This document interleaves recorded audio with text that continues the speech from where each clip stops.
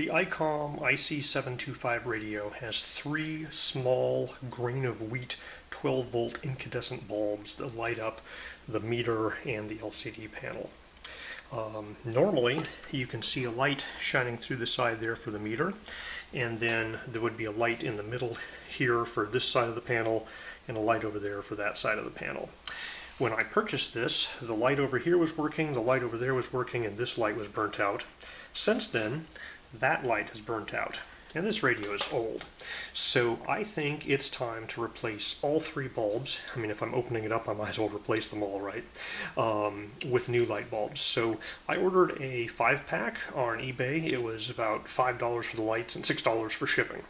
The incandescent light bulbs have arrived in the mail. Before installing them, I am testing each one with a 9-volt battery just to make sure that I don't install a dud.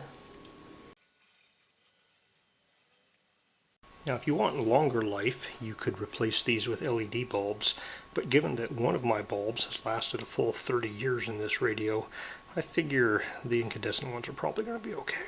To install them, we need access to the front panel, which means we're going to have to take the top and bottom covers off.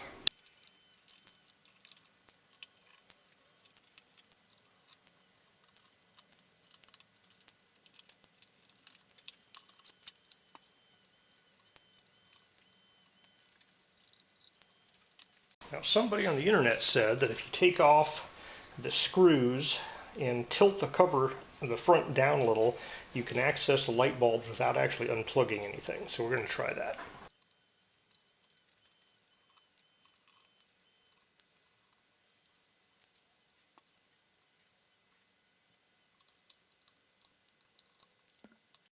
Important note here is these two screws hold the plastic front cover on. Those two screws let this guy tilt forward for access.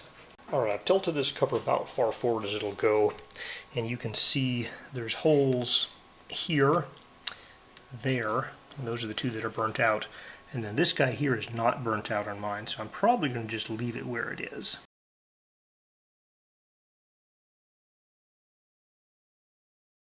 Now, you might be tempted to replace these with LEDs. The problem is you would need LEDs that kind of shoot light off to the sides. Alright, we got the fine-tip soldering iron, the tweezers, and the special glasses with magnification lenses built in for this job. Alright, so the plan is to hold on to one leg at a time and pull it out when I heat up the solder.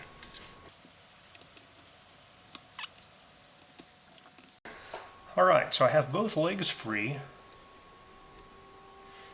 There appears to be a yellow thing around this guy. Huh. Well, that doesn't look like an incandescent light bulb. Well, it kind of does. It is an incandescent light bulb in there, but there's kind of a yellow plastic cover over it. Now, obviously, the yellow plastic cover is not going to fit over my new light bulbs. Question is, will the new light bulbs fit in the hole? Right, so the original grain of wheat lights are a lot smaller than the replacements, and they have these yellow covers, like a plastic cover. Makes them look like an LED, but they're not. So the diameter of these guys is like 3.3 millimeters, and the length is about 6 point something, say 6.25 millimeters. Now, the replacement bulbs that I got worked just fine, even though they're physically slightly larger. Diameter is 3.74, so that fit in the hole. The length is longer, about 10 millimeters, so the back stuck out of the hole just a little bit. But anything 3.75 and smaller, and say 10 millimeters and shorter would probably work. I think it's important that they shoot light out the sides because it looks like a lot of the light is going sideways from these light bulbs. I'm not sure how much of a diffuser they have in there. So installation is going to be reverse. I'm not sure if it's going down quite as far. So we're going to have to bend the leads over and down a little bit.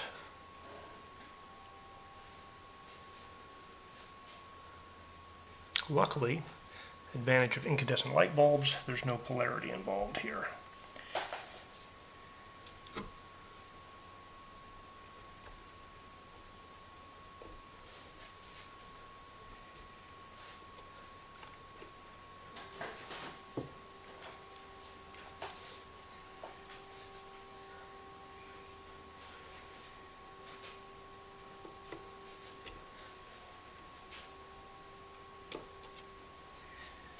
I'm going to cut that lead to length before soldering it in place.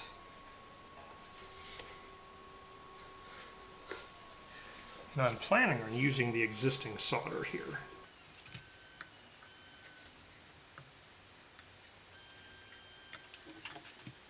Alright, now we just have to do the other leg.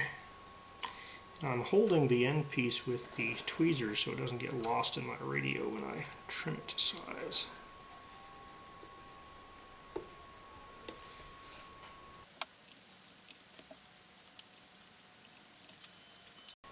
Now it's very interesting, I have noticed there is a fourth hole right here wired up like it's meant for one of these light bulbs with nothing in it. So I'm wondering if one's missing or if that is a design decision and iCom never put one in there at some point. Because it looks like the right side of the LCD panel was lit up just fine by this light, so I'm assuming this guy is going to cover the left side just fine. I'll have to take a look at that. After I replace this guy, I'm going to power it up before I put it back together just to see if the color temperature matches. I might have to replace this guy to make the color temperature match, and to basically check if I want to put one in the center here. Alright, second burnt out bulb.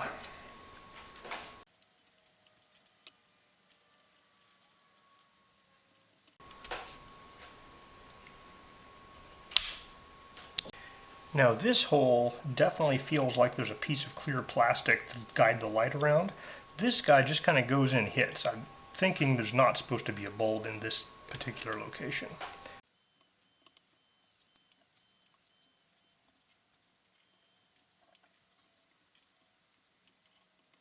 Now this black wire is very close to that blob of solder, so I'm trying to not touch the insulation because I definitely don't want to melt the black wire insulation and have it touch this solder.